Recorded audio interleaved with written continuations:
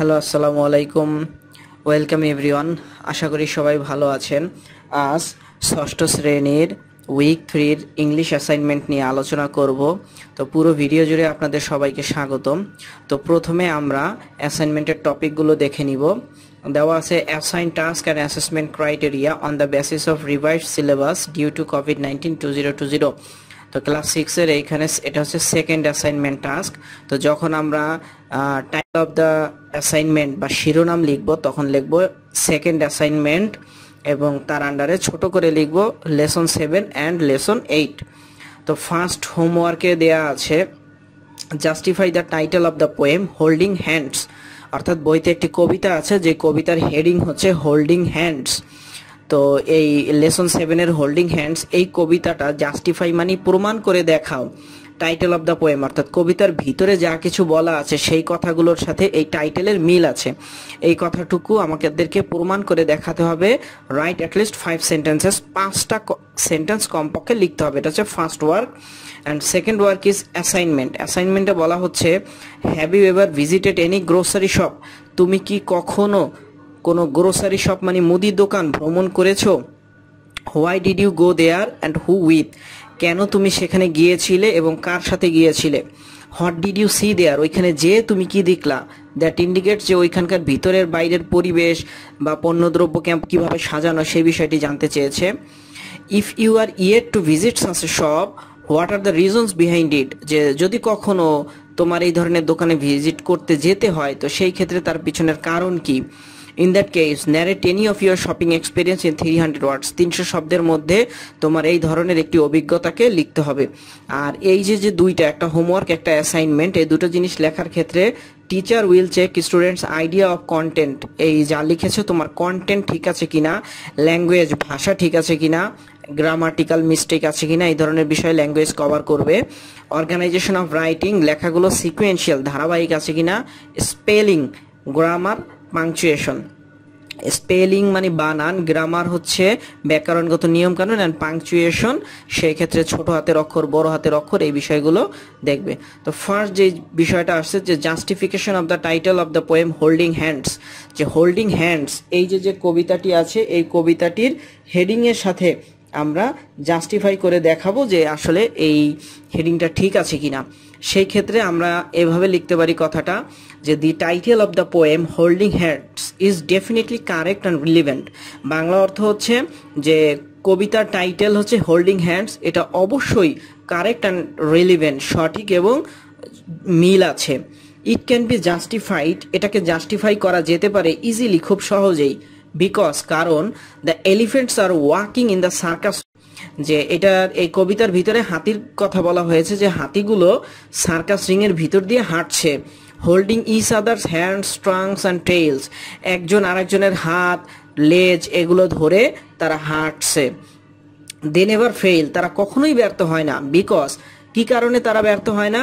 They remain United always, তারা সব সময় ইউনাইটেড, একত্রিত থাকে। দেয়ার ইজ এ প্রোভার্ব, এটার সাথে আমরা আবার একটা প্রবাদ বাক্য মিলিয়ে দিব যে দেয়ার ইজ এ প্রোভার্ব, একটা প্রবাদ বাক্য আছে দ্যাট যে ইউনিটি ইজ এ স্ট্রেংথ, একতাই হলো শক্তি, একতাই বল। তাহলে ওরা যেহেতু একত্রে রয়েছে, হাত ধরে রয়েছে, অতএব একতাই ওদের জন্য বল হয়েছে। লাইক দ্য এলিফেন্ট, হাতির মতো। If we stay United in our life, যদি আমরা আমাদের জীবনে ইউনাইটেড, একত্রিত থাকি, we will succeed for sure, আমরা অবশ্যই আমাদের জীবনেও সফল হব। Moreover it will make us strong in our life to, এছাড়াও এটি আমাদেরকে আমাদের জীবনে কি করবে? স্ট্রং করবে, পাওয়ারফুল করবে। তাহলে এইখান থেকে আমরা কি বলতে পারি? So we can say that the title of the poem holding hands is right. এই কথাটু এরপরে আমরা লিখে দিতে পারবো। নেক্সট আমরা সেকেন্ড কোশ্চেন নিয়ে যদি একটু দেখি, যে এখানে আমাদের একটা গ্রোসারি শপের এক্সপেরিয়েন্স বা অভিজ্ঞতাকে 300 ওয়ার্ডের মধ্যে লিখতে বলেছে। তো সেই ক্ষেত্রে প্রথমে আমরা গ্রোসারি শপ সম্পর্কে একটু আইডিয়া দিব। যে grocery shopping means buying necessary things from a grocery store, যে গ্রোসারি স্টোর থেকে প্রয়োজনীয় জিনিস কেনাকাটা করাকেই গ্রোসারি শপিং বলা হয়। Modern life has created A lot of opportunities for easy and comfortable life, যে আধুনিক জীবন তৈরি করেছে অনেক ধরনের সুযোগ সুবিধা for easy and comfortable life, সহজ এবং আরামদায়ক জীবনের জন্য। Super shop is one of the modern shopping system, super shop ব্যবস্থাটা হচ্ছে একটা আধুনিক শপিং ব্যবস্থা, where all kinds of daily necessary things, যেখানে সকল প্রকার আধুনিক প্রয়োজনীয় জিনিসপত্র লাইক মিল্ক, দুধ, eggs, bread, oil, sugar, salt, cold drinks etcetera are found in a single store, যে একটা মাত্র সিঙ্গেল স্টোরে যেখানে সকল ধরনের জিনিসপত্র পাওয়া যায়, আর সেটাই হচ্ছে মডার্ন গ্রোসারি শপ। এখন প্রশ্নে জানতে চাওয়া হয়েছে আমি এরকম কোথাও গিয়েছি কিনা, তো সেটার উত্তর হচ্ছে I went to grocery shop with my father, আমি আমার বাবার সাথে গিয়েছি। কেন গিয়েছি? To buy some daily necessities, কিছু প্রত্যেক জীবনে আমাদের দৈনন্দিন জীবনে প্রয়োজন এইরকম জিনিসপত্র কিনতে গিয়েছি। We have a grocery shop, আমাদের একটা মুদি দোকান আছে very close to our house, আমাদের বাড়ির পাশেই, কল্ড বিথি মিনি বাজার, বিথি মিনি বাজার নামে একটি গ্রোসারি শপ আমাদের বাড়ির পাশেই আছে। This grocery shop is very beautiful and highly decorated, is very beautiful, এই মুদি দোকানটি খুবই সুন্দর অ্যান্ড হাইলি ডেকোরেটেড এবং অত্যন্ত সুন্দরভাবে সাজানো। My father and I went out in the evening, আমরা বিকালবেলা সেখানে গিয়েছিলাম। বিফোর লিভিং, ওইখানে যাওয়ার আগে my mother made a list of what she needed, আমার মা একটা লিস্ট তৈরি করেছিল যে বাসার জন্য কি কি লাগবে।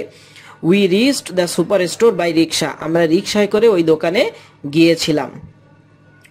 The super shop is decorated with various illuminations, illumination মানে আলোকসজ্জা, মানে আলো দিয়ে সাজানো, অর্থাৎ এক এক জায়গায় এক এক রকমের লাইটিং ছিল।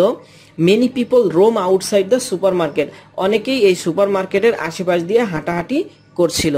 অ্যাজ এ রেজাল্ট, এর ফলে the super shop seem very more amazing, খুবই অসাধারণ লাগছিল।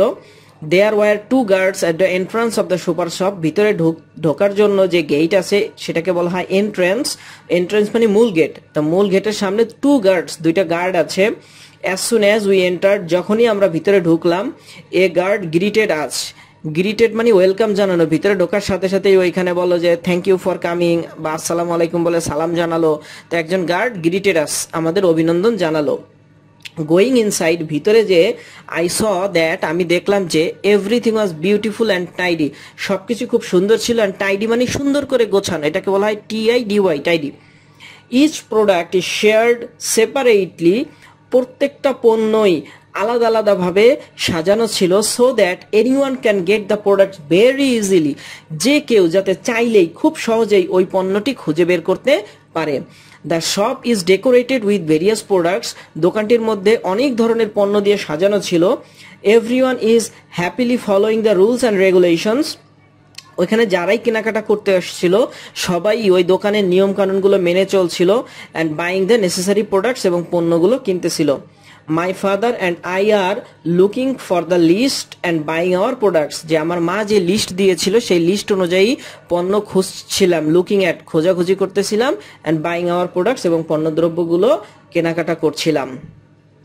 We bought potatoes, salt, rice, eggs, milk, oil and a variety of vegetables, কিছু ভেজিটেবলসও কিনেছিলাম। I like to eat chocolate, আমি চকলেট খুব পছন্দ করি। So my father bought me some chocolate, তাই আমার বাবা আমাকে কিছু চকলেট কিনে দিল। My father then went to the counter to pay the bill, bill পরিশোধ করার জন্য আমার বাবা এরপরে কাউন্টারে গেল। Then my father and I came back home by এ রিক্সা, তারপরে আমরা একটা রিক্সায় করেই আমাদের বাড়িতে ফিরে এসেছি। I liked it very much, আমি এটাকে খুবই পছন্দ করেছি। That day has become memorable for me, ওই দিনটি এই কারণেই আমার কাছে খুবই মেমোরেবল হয়ে গিয়েছে।